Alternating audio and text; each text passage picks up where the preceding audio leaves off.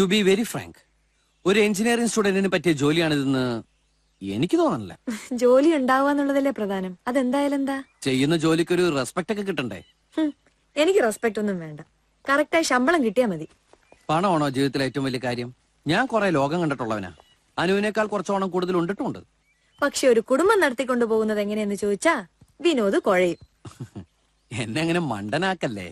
ചോദിക്കൂ, പറയാം. 1 കിലോ അരിക്കെന്താ വില? 1 കിലോ അരിക്കെന്താ വില?